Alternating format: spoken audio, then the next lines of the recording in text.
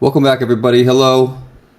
I have a couple things that I want to look at today. One of them is a survey around no-code pain. Someone reached out to me on Twitter who's a PhD candidate, and they want some feedback on the pain points of no-code, which I think is helpful to do, and I'm happy to do it.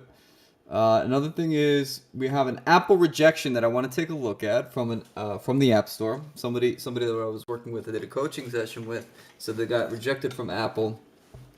And Apple is uh, they're notoriously picky about what apps they let on the App Store. I suppose on one side of that's a good thing. They're screening for malicious content and the quality apps. They're doing some quality assurance there, and I think that is their responsibility as the proprietors of their app store. So, but they do tend to reject you sometimes on silly things. This one's actually pretty interesting though. It's not that silly. We'll take a look. We'll take a look at that. And then also there is a use case that I'm still struggling to understand that I want to take a look at. Santiago on Twitter as a use case that I have been reading, but I still don't really understand what it is that he's asking. So we're going to take a look at that too. All right, so first, let's take a look at this no-code pain survey.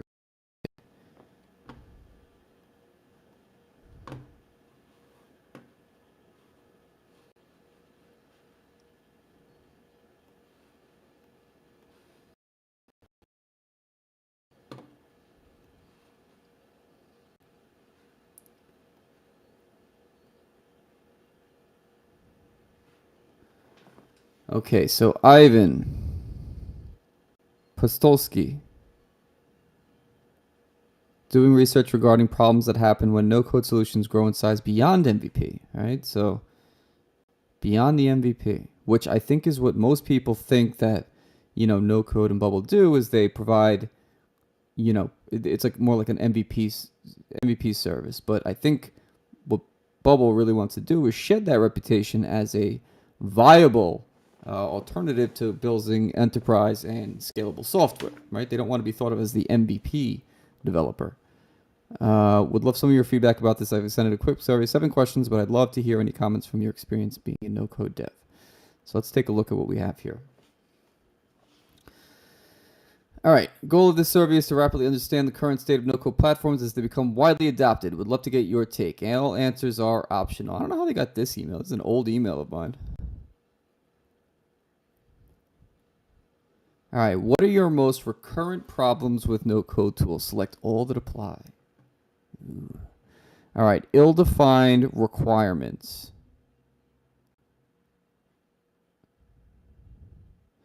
Now, I'm looking at this from the perspective as the developer, not the user, right? I assume this is going out to developers. So ill-defined requirements, I don't really understand what that means in this context. Bad performance or scalability. Yes, that is, this is, there's definitely platforms where performance and scalability are a problem. I think that you can do certain things to improve performance and scalability in certain cases, but a lot of times you're kind of locked in. Peter Amley describes it as a walled garden.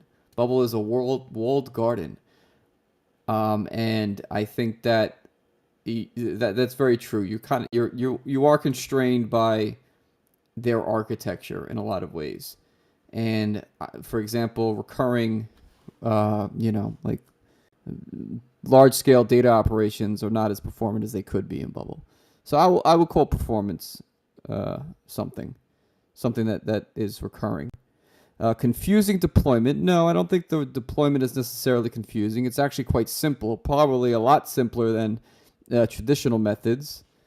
Missing documentation. Ooh, this is a good one. I think AppSheet. I definitely experienced this with AppSheet. The missing documentation or incomplete documentation. Probably the lack of.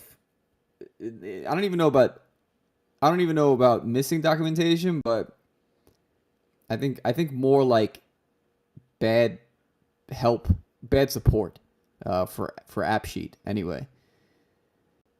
Would I mark that off as a recurrent problem? No, there's a lot of documentation out there.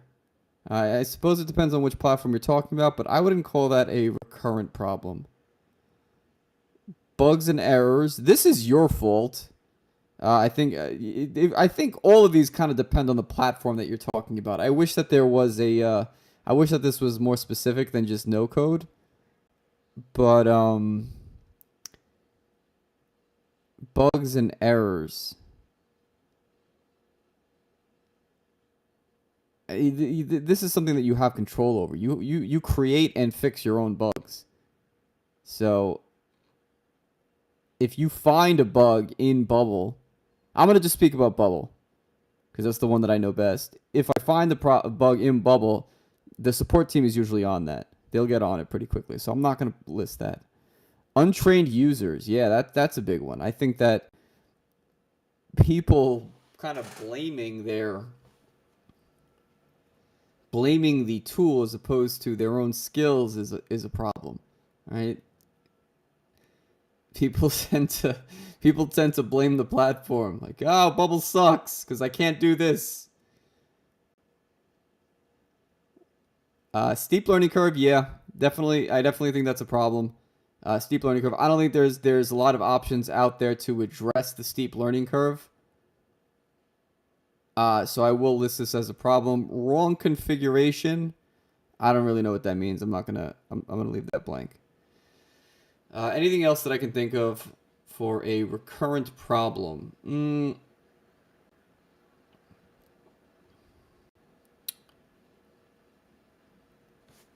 I'm gonna say marketing sets no code marketing sets the wrong expectations.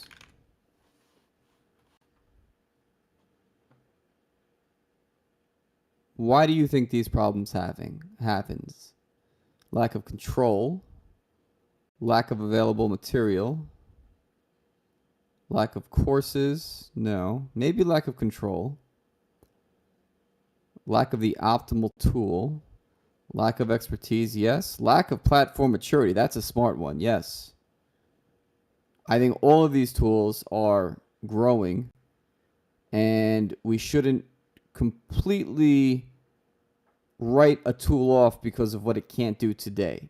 These tools are, I would still say, in their infancy. Even those that are, 10 years old already, they still seem to be growing and improving. Of course, we wish this would happen faster, but these things are just going to take time. Lack of team communication. I don't know what that means in this context. I'm not going to check that. For how long your current project have used no code platforms? 3+ years. I've been on Bubble since 2017, so that is that's enough. Do you think your development speed has increased or decreased over time? My development speed. I think this is speaking to myself as how quickly I can develop. I think it has increased. I've gotten faster. The tools have gotten better. There is an improvement. Do you regret adopting a particular no-code platform? Kind of. Yeah, I do. I regret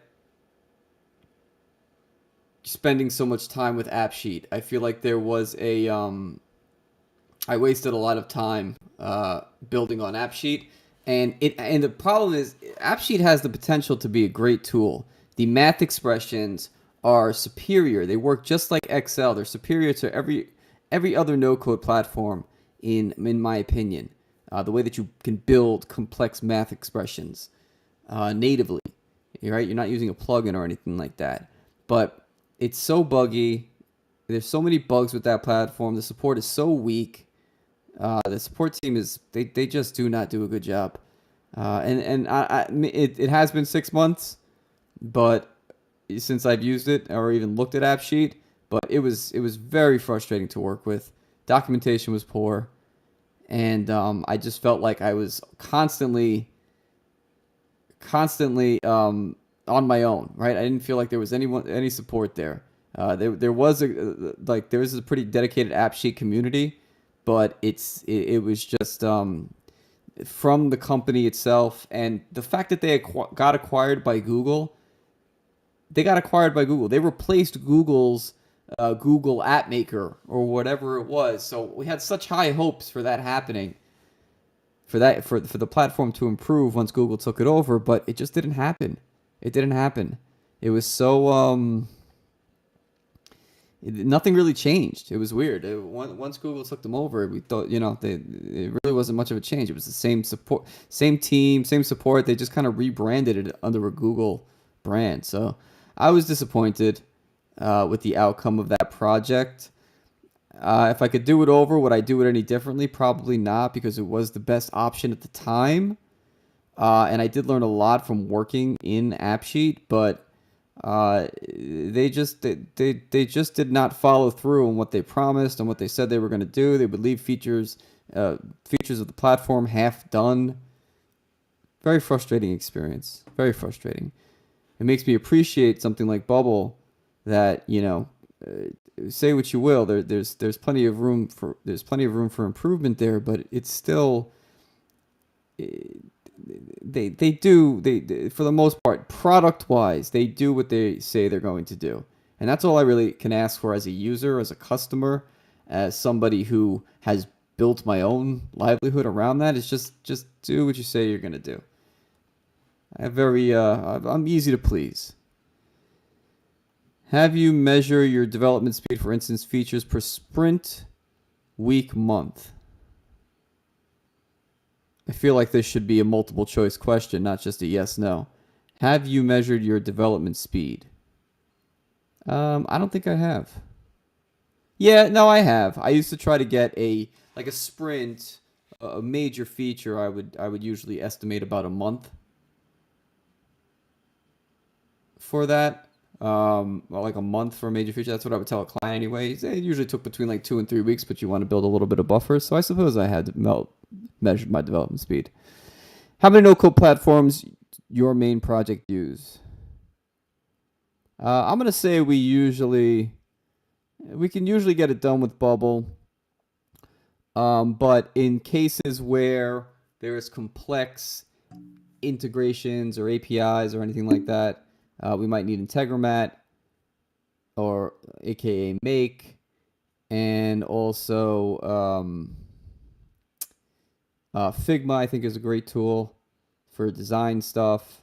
And I'm starting to look into a lot of the database, moving away from the internal Bubble database. So I'm starting to look to platforms like Backendless or Xano. I'm new to that. I'm just getting into it. So, but I think JJ has a point where I don't think knowing just one no code tool is going to be enough. We're gonna need a suite. We're gonna need a stack. Anything else that we're missing from your team is a pain point working with no code tools? Let us know. All right, I think I'll add something here. I think that there needs to be more talk around best practices in freelancing and agency engagements with non-technical people.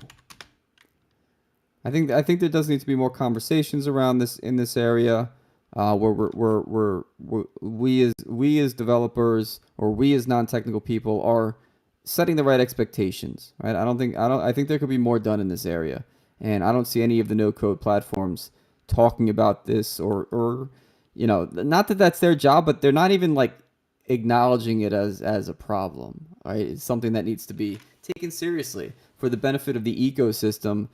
We need to start treating freelancers, agencies, and the way that they engage with non-technical people as a best practice, as something to be paid attention to. I don't think there's enough of that. Okay.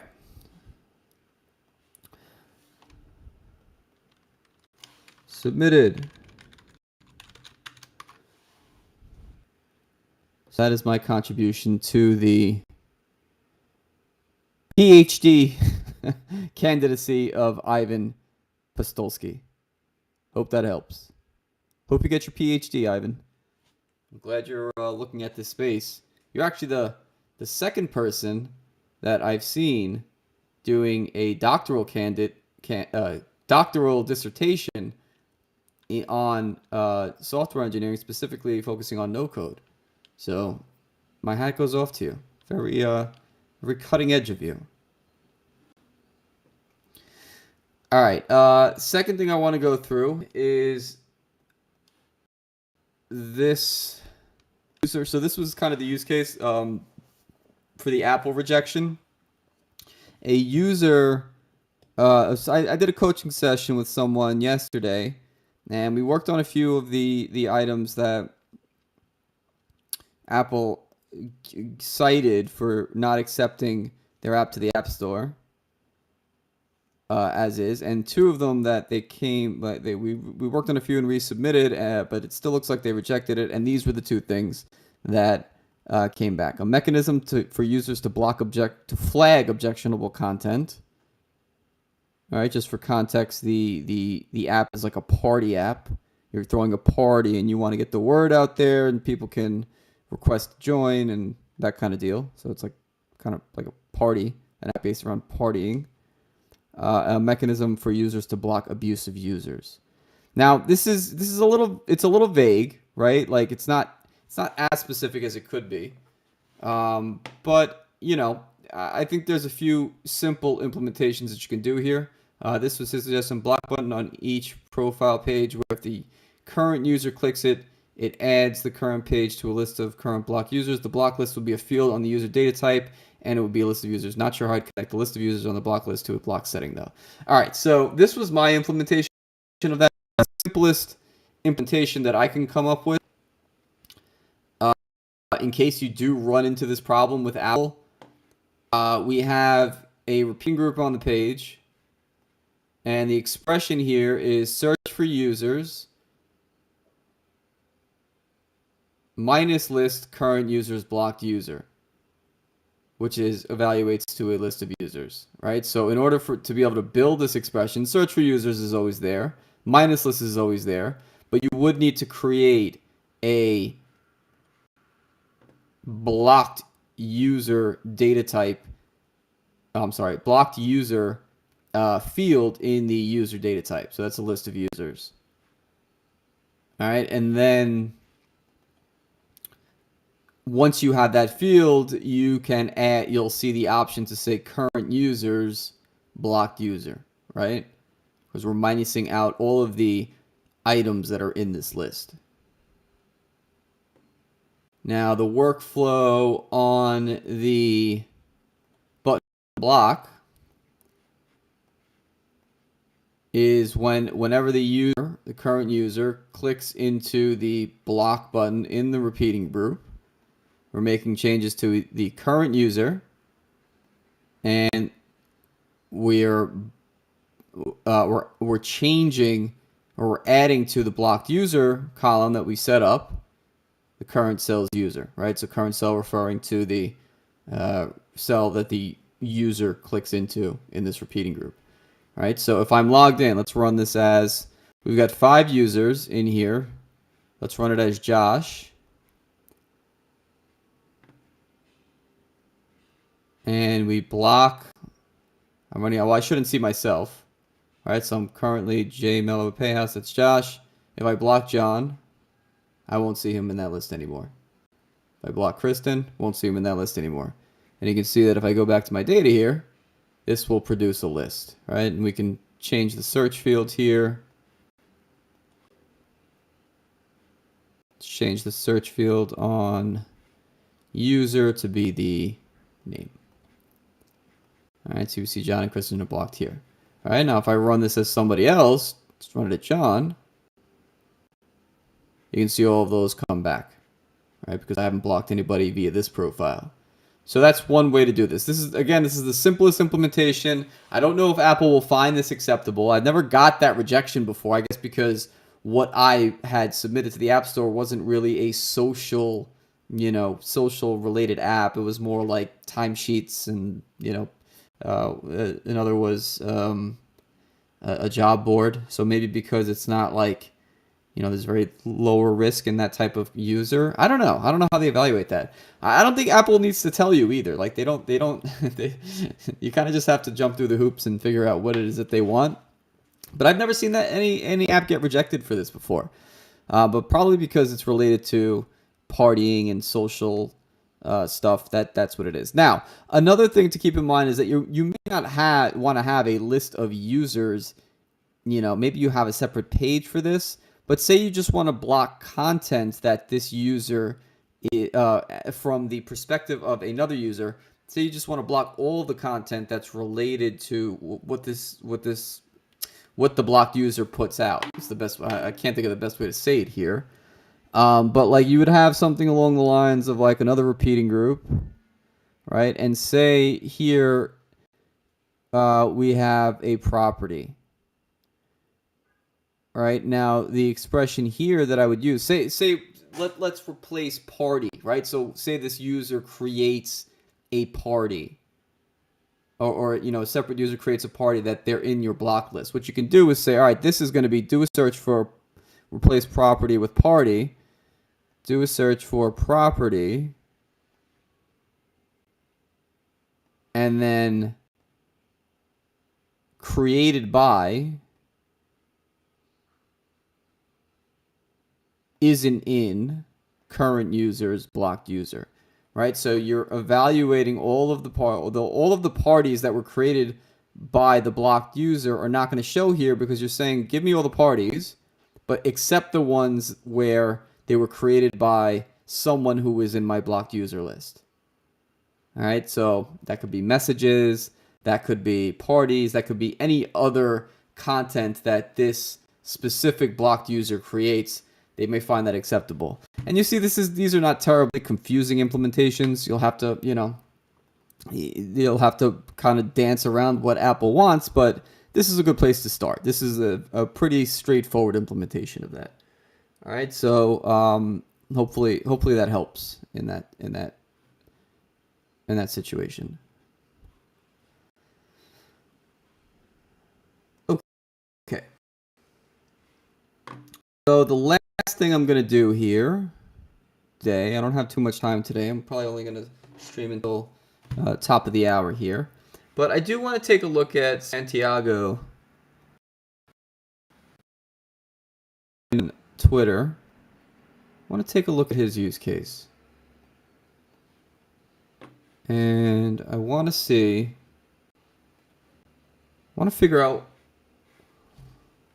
what he's asking, because I've read this a couple of times. I've read through this post, and I'm trying to figure out what the end desire is, but it's a little confusing. And that's kind of a tough thing, I think, for these like posting these questions, getting the wording right so that other people can understand it is very difficult.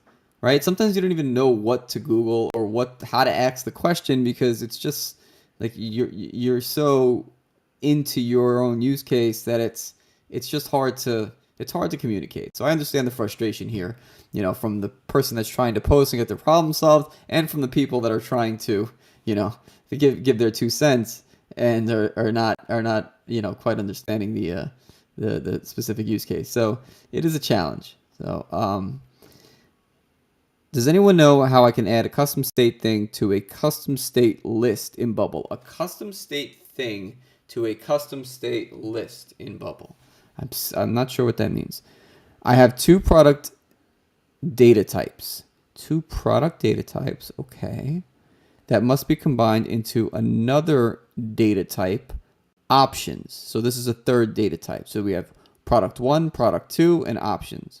Those options would be displayed in a repeating group. RG plus.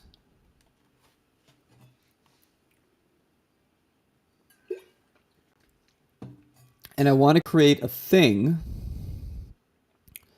after a button create is clicked. So I assume what that means is that you have a repeating group, but you can't have one repeating group show two different data types. So you'd have to, are these two repeating groups like side by side? Are they two separate repeating groups showing different products?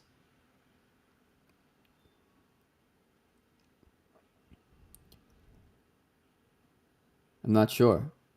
And I want to create a thing after the button is clicked. I want to work with custom states because I want the data to be lost in case the user abandons the page. Okay.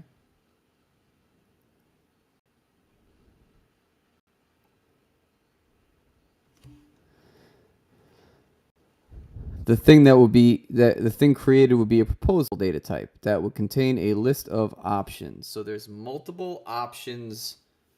There's multiple options per proposal. I suppose options would be a field, a field that's a list in the proposal table, I think.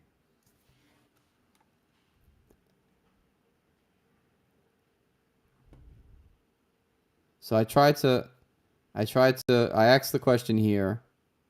I asked for a loom, but I realized after the fact that I don't know if a loom, I think he's asking for an approach here, not necessarily, he doesn't have a specific stop point. He's just not sure how to approach this problem.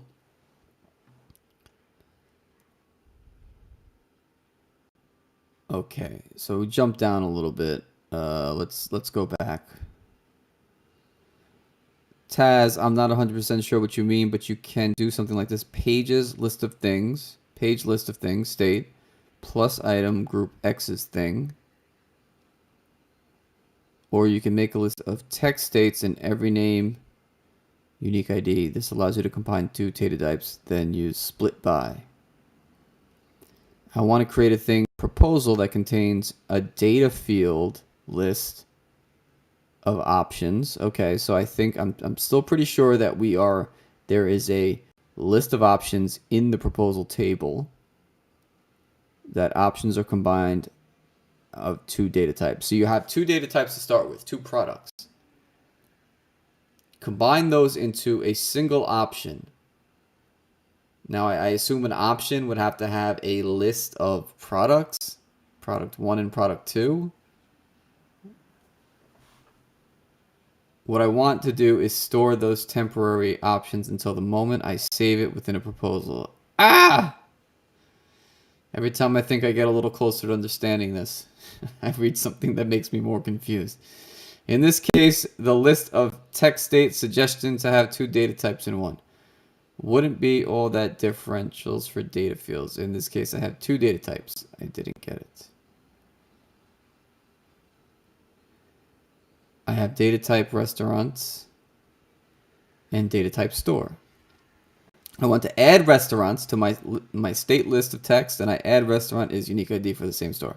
Now for each item in the list, I can do a search for to find its row, the database, as I know restaurants are store.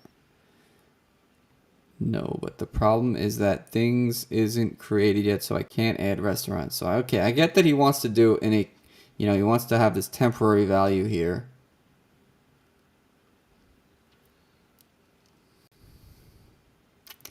All right, Kelso's breaking it down. Santiago, let me understand what you want first. You have the data types, proposal, options, product type 1, product type 2. And you want the user to select different products here within the data types product 1 and product 2 to create type options. Yes, this is my understanding so far also. So we must be on the right track.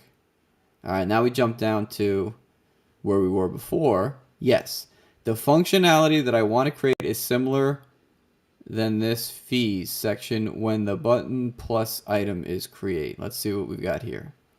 See if this makes it any easier to understand.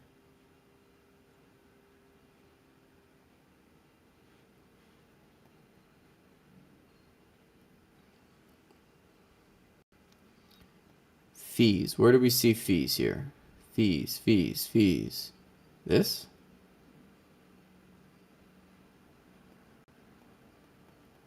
But these products would not be different data types. Shouldn't the products all be in one?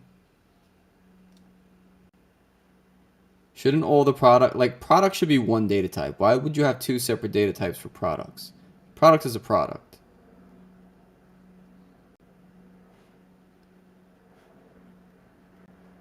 And I'm not seeing a plus sign here. This. The functionality I want to create is similar than this fees section when the button plus items is created.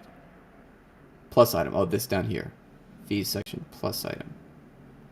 Yeah, I don't think that there needs to be a... Why does there need to be two data types for product? Okay, I see. I think I'm starting to get it now. So you have a list of products. Sorry, you don't have permission to modify this.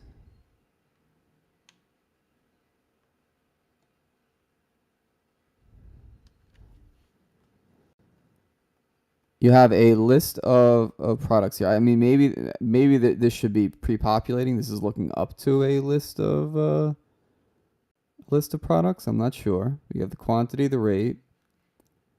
But I see what he means by like you're adding an item here. So you don't necessarily want that to make a change in the database, because if the user abandons this, then you don't want a proposal or an option to get created. You just want you just want this to be stored temporarily on the page.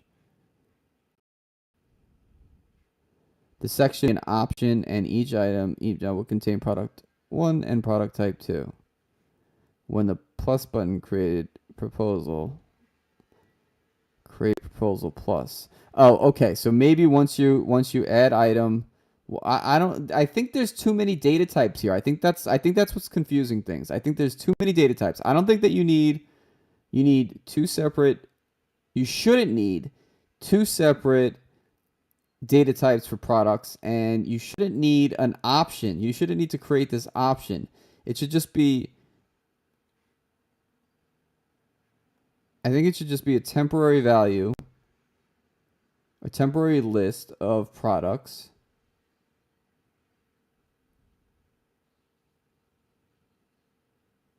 And then once they hit create proposal, that actually makes the change in the database.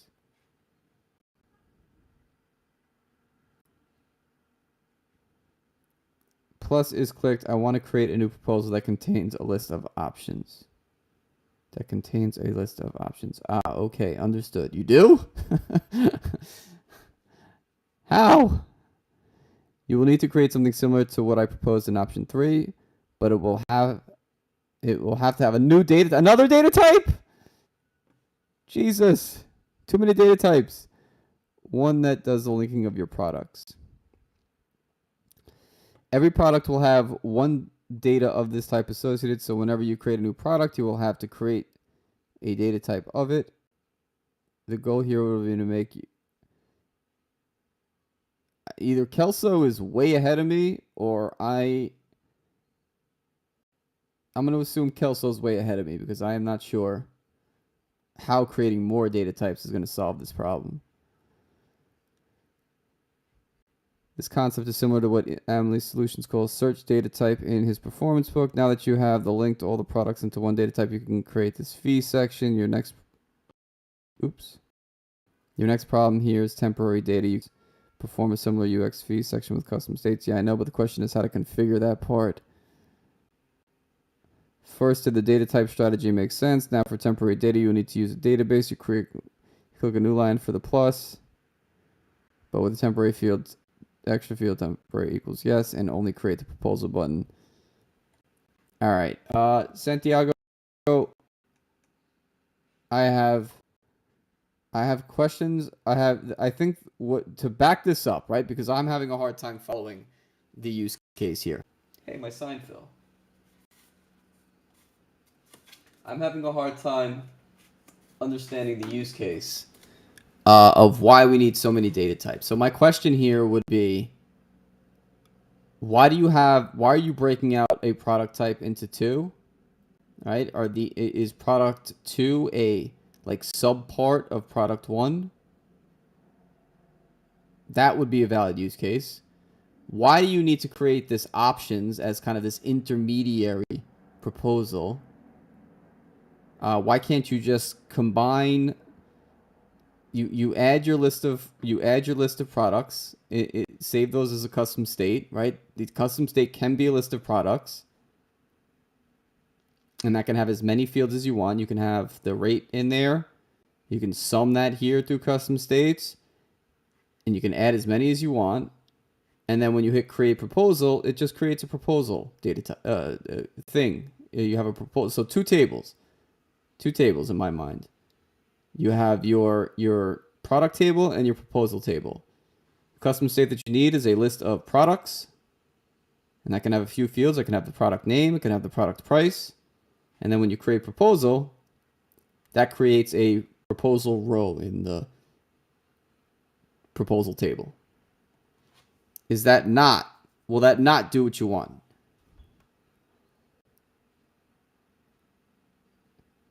If not, let me know. But I think that seems to be the simplest approach to what you're asking here. But of course, there's always going to be nuance to. I'm sure there's more nuance to what you're building, and like that's usually the case.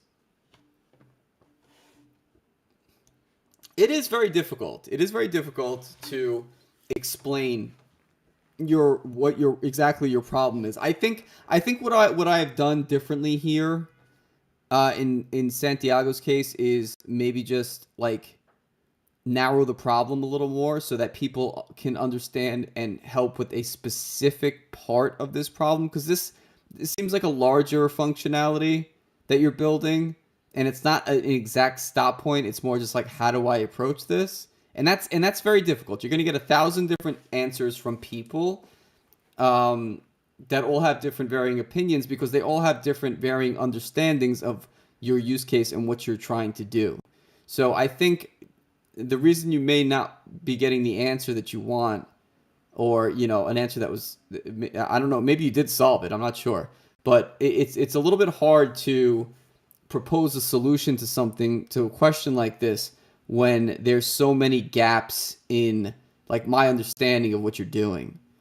So no, I hope you don't take this the wrong way. I don't mean it anything like that. It's just this is what I think when as I'm going through and trying to help people through problems like this. This is where the challenge comes in. Now, if we were having a conversation, and we can do that, if you want to jump on the live stream next week, we can get this done. But it's like a conversation. You know what I mean? It's much easier to have a conversation around this than to try and read it from a tweet. So maybe I'll ask you to jump on next week if you haven't solved the problem already. All right. That's really all I wanted to get into today. This one, actually, I got one more thing that I can shoot the shit about that I thought was kind of interesting. Justin, I like this dude. Am I following him? I am following him. He's got a spicy no-code take. And he says, Apple buys Bubble in 2025 to 2030. Installs it on all devices. Calls it iBubble. They'll definitely do that. They're definitely going to call it iBubble. Amplifies its UX. Sits alongside GarageBand and iMovie in their creator suite. Likely, unlikely, why? Ooh, okay. Is this likely or unlikely? There is no reason why Bubble, I guess, couldn't be acquired by a larger company. It seems to happen quite a bit. Like I said, was talking before, AppSheet got acquired by Google, and that was it didn't really do much for the platform, but I think Google wanted an established, or probably just a a no code platform that had a user base already. I don't know anybody that was using Google App Maker when that was a product. That was a shit product. The large companies tend to put out shit no code tools. Amazon Honeycode, Microsoft Power Apps. I don't find those to be particularly usable. I know some people that enjoy using Power Apps. I think you have to be kind of ingrained in the Microsoft suite in order for that to be useful. But I found it pretty difficult to use as far as like learning curve and just it wasn't intuitive. But these larger companies seem to not be very out of touch with people who are non-technical and like how to build a something that will be usable for that audience. I don't think they've invested the resources into really doing that. So when a company like Google acquires a company like AppSheet, it's like, all right, they already have a user base, they've established this. You would expect it to get better, but that it didn't happen in AppSheet's case. But is this likely that Bubble will get acquired? I mean, I think so. I think it's possible. Which company will it be? Who the hell knows? The question is why? Well, no. Let's see what other people are saying. I don't know how. I don't have a strong opinion on this. This might be the worst take I've ever heard in no code, to be completely honest. Why? There is a nicer way to phrase it. Yes, it's kind of rude, Eric. Explain yourself. Explain your thinking, little Eric. Where do you think Bubble will be in 2030? Their architecture and strategy is too far from Apple. I don't think they're looking at this like competition. They aren't trying to achieve the same things, right? Yeah, Apple is Apple. Bubble is trying to replace code. Bubble will be independent, fail, or be bought by another development platform. In my opinion, 70% chance of one or two. Be independent, fail. Be independent or fail. I tend to think because of the DIY ethic at Bubble, I tend to think they'll remain independent. I agree in 2022, but massive shifts can happen in 8 years. I'm bullish on product building opening up to millions of more users and has happened with music making. Apple usually buys companies that are virtually unheard of. Shazam is probably the only acquisition that doesn't fit that description.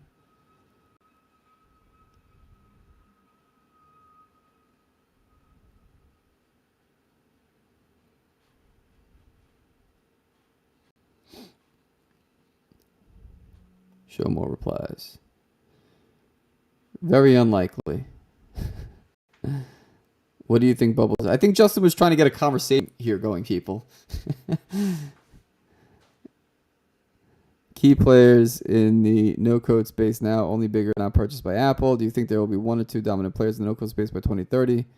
Or do you think it will be fragmented with different platforms dominating each? This is an interesting way to think about it. Different platforms dominating different niches like web apps, iOS, dev, backend, front end. Apple's strategy has always been to create an exclusive ecosystem, so I doubt they'd want to acquire a tool that lets you build cross-platform models. Good point, Ranjit. Yes, that is a smart point. I mean, that's that might be what I think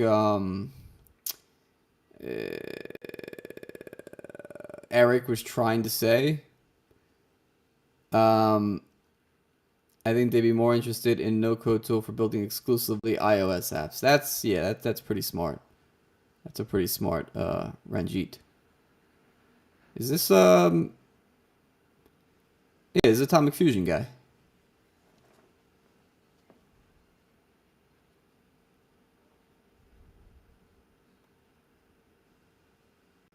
That makes sense, Ranjit. Just so create play. Looking forward to seeing more Bubble iOS strategy. Surely can't ignore native apps forever. I think they can. I think they want to. I think Bubble wants to ignore mobile native apps for as long as they possibly can. The BDK that does this, but I haven't seen Bubble pushing as much as they could. Yeah, I don't see them pushing at all. And aside from that, BDK kind of like sorted this out already, right? Like BDK is already on top of this, and it is a pretty simple. I mean, it takes a little bit of learning the first time you go through it, but if you understand like the mobile wrapping process and you go through it once or twice, it's a pretty easy process. I think Bubble looks at a lot of those, one-off things that they don't really want to build. Like, oh, somebody else probably, you know, is doing this already. There is a workaround to be had here, so why invest the time? Why invest the time to do this, to build this feature?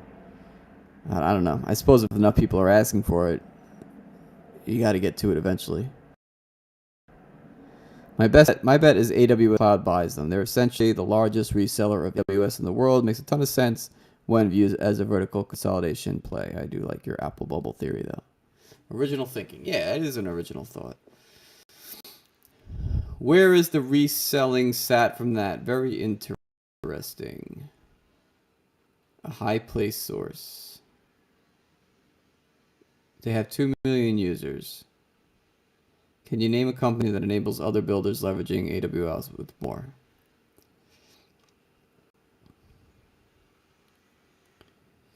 Two million users is, I don't want to say, like, Bubble does have 2 million users, right? That is true. I don't think they're lying about that. But I don't think they have 2 million paying users, right? I think that a user counts when somebody signs up with a Bubble account and, plays around in the editor for a little bit. That's probably a user. How many paying users do they have? What's even more interesting than paying users is how many apps with their own users do they have with their own paying users. How many apps? This is what I'd love to know. How many Bubble apps have paying users? That's what I would be interested to know. That's, to me, is the most interesting stat that Bubble could put out. I don't care how many developers are on Bubble. I do care about how many people have built a solution to a problem that attracted paying users. That is fascinating to me. How much would I estimate, Michelle? How much would I estimate total paying user base for Bubble? Ooh. I have to think it's probably 20% of the overall 2 million. I have no idea. Complete speculation. I mean, I'm thinking about myself, right? I'm a pretty enthusiastic bubbler, right? I have an agency plan that I pay for. I have I have 2 apps that are on paid plans, personal plans, I think. I've got, so that's, 80 bucks, 30, 40. That's like $120 in monthly recurring revenue for Bubble. I've got 1 app. I've got 3 off the top of my head. I want to say 5 client apps, maybe 6. No, more. Damn, like probably about 8 or 9 client apps that are on paid plans. Yeah. Maybe a little less. Maybe 7. Maybe 7.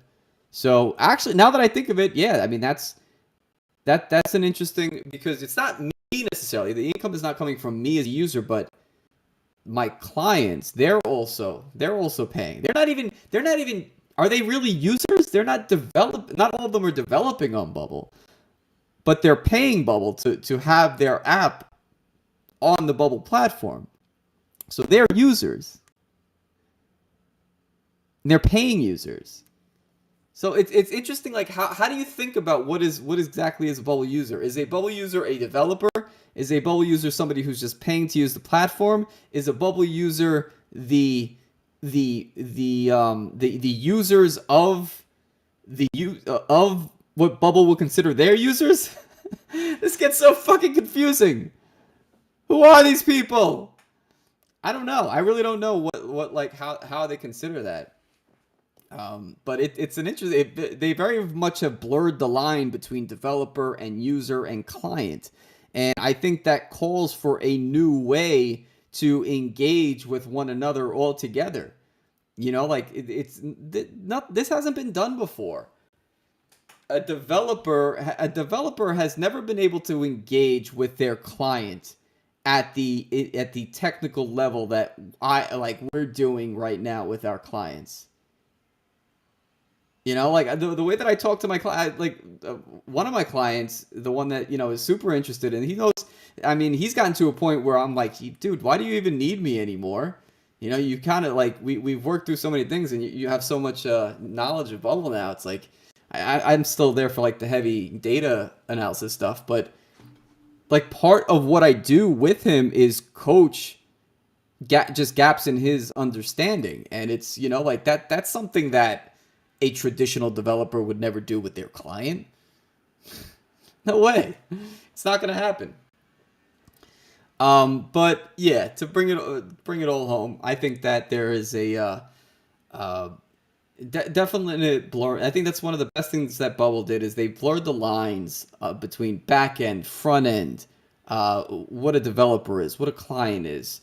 Those roles are not clearly defined, and there's problems with that too. So it's not all good, but there's definitely a different way to engage with your client, your developer, your users. It's so much more dynamic, I would say, than anything that was available before. So um, this is interesting. This is an interesting area of conversation. I'd like to know what other people are thinking here. What else? Oh,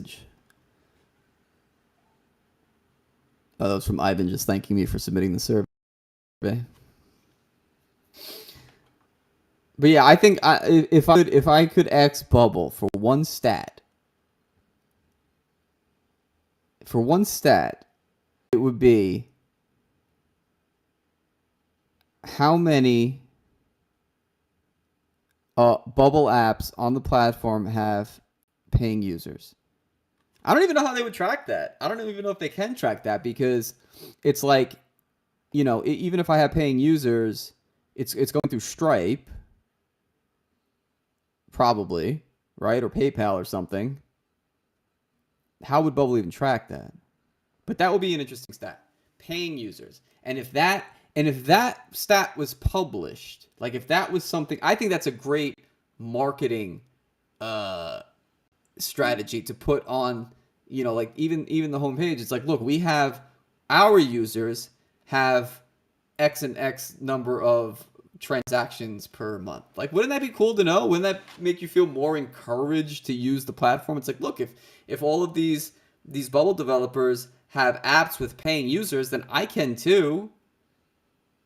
That would be really encouraging for someone to join the platform. I think that's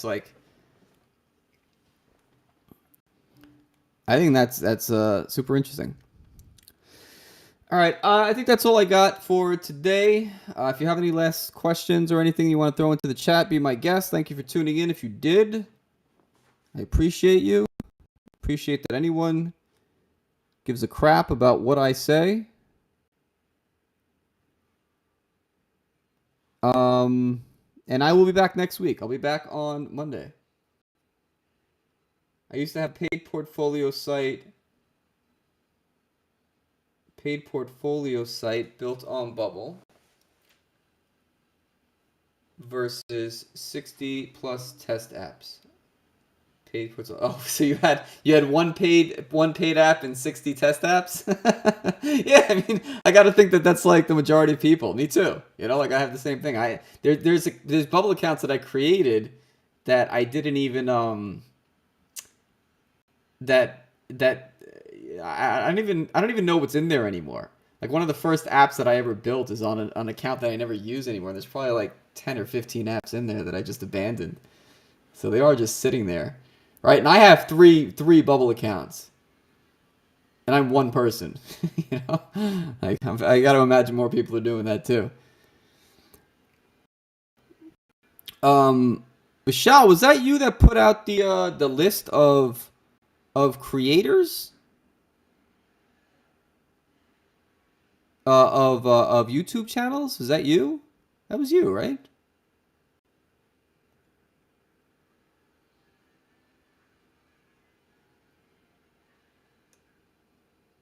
Oh, that's awesome, man. I appreciate that. I appreciate you including me on that list. Um, Yeah, and I've actually kind of been wondering like how many other YouTube creators are out there. I mean, I know like, JDev and Gabby from Coaching No Code Apps, um, Million Labs, but I was unaware that there was so many. Here, for anyone that hasn't seen what Vishal did here, hold on, let me share my screen. He's got a list here of all of the like bubble related channels, uh, bubble related um, YouTube channels. And I did not tip lister. We all know Taz, our boy Taz, best bubble dev. This is probably Geo,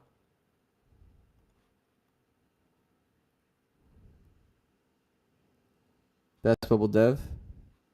Geo's got the best coloring scheme of any bubble developer. I love this yellow. It just stands out. Whenever I see Geo's picture pop up, I'm like, oh shit, you can't ignore it. Who else do I know here? Atomic Fusion, Ranjit. I'm sure this was. Is this Neil's channel? I guess this is Neil Pierce's.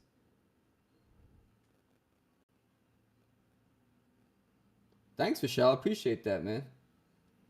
Estimating the count is a whole close to 100. 100 YouTube channels centered around Bubble.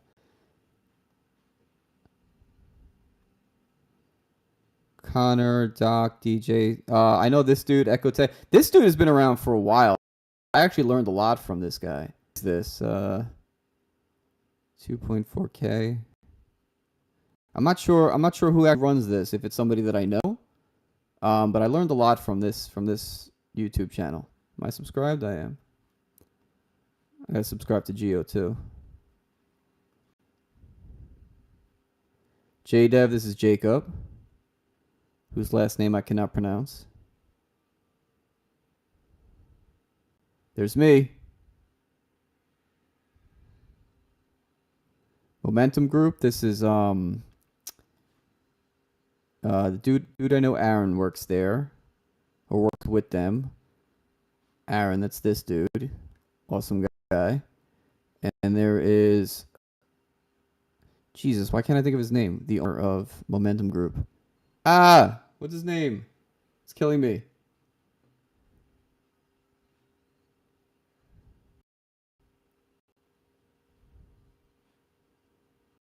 Will Erickson. Yes, Will. Taking over the Australian market with Bubble.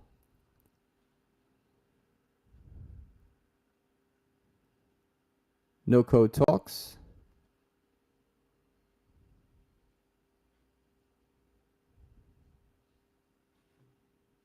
Already subscribed. That's my boy Vishal. No, that's not you, Vishal, is it?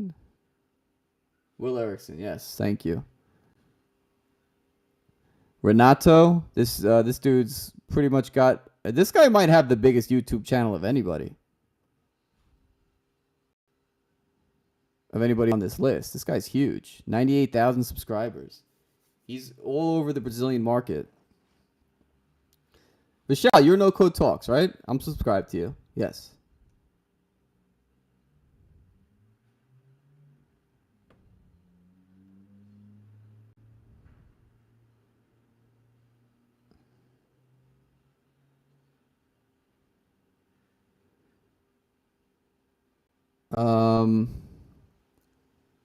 Renato, Pro No Coders, The Wise Bubbler, Zubair, he was a boot camp instructor guy.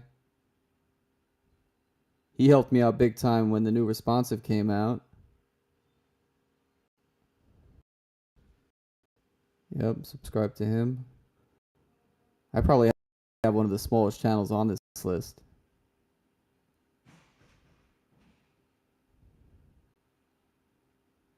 Tech Makers. The Wise Bubbler. I don't know who this is. Who is this dude? I always thought he's another one that has a good logo.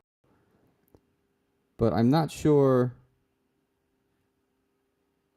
I'm not sure who he is. Choosing my no code tool. Let's see.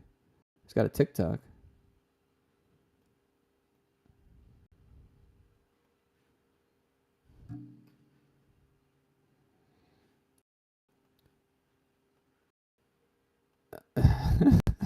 right.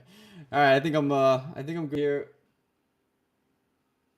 Vishal, thanks again for putting this together, man. Shout out to you. I appreciate this. I appreciate you including me on there, and just compiling all of the channels that are focusing on this type of content. No one did that. I didn't even think to do this, but I've always kind of been wondering like who else is out there.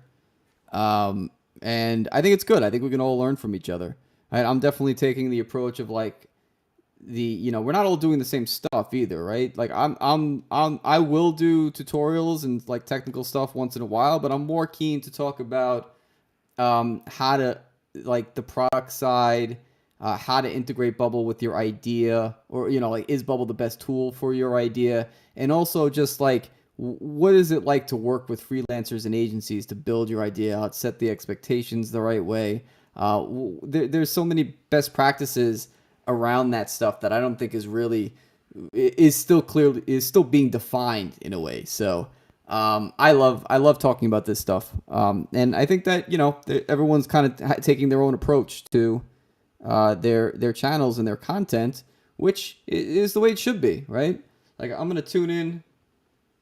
Um, I'm gonna tune into to a personality that I enjoy. Like that's really what you come for, right? Man, why don't you expand around no code than bubble? I mean, I could. I mean, what else? Not else what to say, but like, um, I think the other tools that I'm really keen to use are like Make and Integromat. Those are the ones that I really like, other than Bubble. But I suppose that I'm just like I want to say 90% of my use cases can be accomplished best with Bubble. So I guess that's why I keep gravitating towards Bubble. But in general, I think even the tech stack is less interesting than what's possible and what people are doing, and like the best way to build products on all of these no code tools. But maybe I do need to expand a little bit. I don't know. I don't know. Is it my brain kind of just goes back to the same platform? But yeah, maybe I have to think about this a little more. No code freelance is going peak. Watching crazy money in Airtable webflow and automations. Yeah, man. Yeah, it's I think there's a lot of money to be made. I was talking about this yesterday, around just I don't think that any freelancers or agencies in the no code space are really in competition with one another. It's a very much a blue ocean. I think what we're like the market is the whole world. Sure, language barriers and cultural barriers come into play, but there's so much opportunity. There's no lack of people that have an app idea that want to build it, and freelancers are just going to. If you're in this space and you're a freelancer or an agency, you're in a good spot right now because there's so many there's a lot of opportunity, and I don't think we're like I was saying. I don't think we're in competition with each other, right? Like I'm happy to pass off when I have too much work to another one of my developer friends. We're not in competition with each other because there's more work than I think any of us can do on our own. I think we're in competition with the conventional way that people think about app development, right? Not just traditional code, but more along the lines of like what it is to how much it's going to cost, how long is it going to take? Like these are the questions that we always get, and when there aren't clear answers to that, I think the clients or the people kind of re-education of what it's going to take to actually build out an idea is required. So I think that's more of the challenge that I see when I'm having these conversations with non-technical people or new founders or someone who's going through this for the first time. It's more like, no, we have to think about this a little bit differently, right? Like the way that this is going to go, the way that how long is it going to take to get in front of your users? There's a whole learning process around that. So That's what I see as the biggest barrier for freelancers and agencies that are in the no code space right now. It's not that there aren't clients; it's that the clients don't know what to expect. Something to that effect. All right, everybody. I gotta turn out, but again, I appreciate you watching. Vishal, thanks for jumping on the chat here, and thanks for putting that YouTube list together. I will catch you guys next week. Monday, I'm gonna be streaming 7 p.m. Eastern Daylight Time. I'm gonna switch between 7 p.m. on Mondays and Wednesdays Eastern, and then 1 p.m. Tuesdays and Thursdays. Um, so catch me whatever day at those times. All right, thanks, guys. Thanks, Michelle. Later.